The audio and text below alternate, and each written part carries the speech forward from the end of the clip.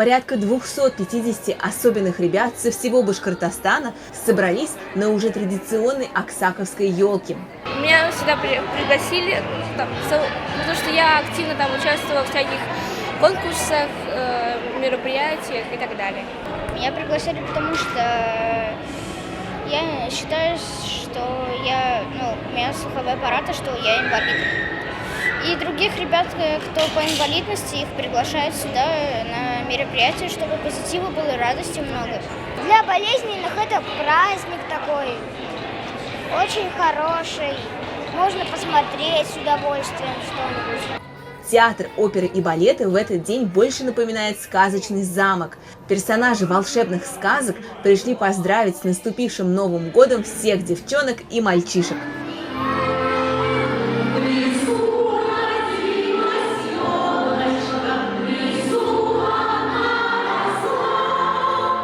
Игры, конкурсы, фотозоны, а для девчонок даже салон красоты.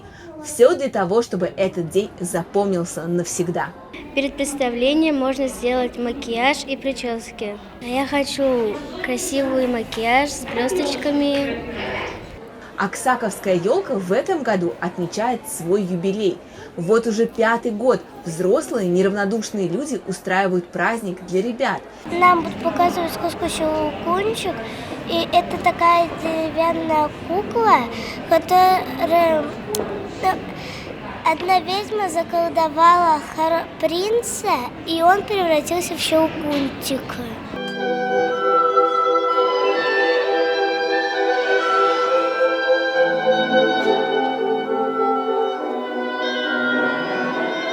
Кажется, что даже в этот день оркестр звучит особенно громко, а наш детско-юношеский телеканал «Тамыр» тоже активно трудился на этом мероприятии.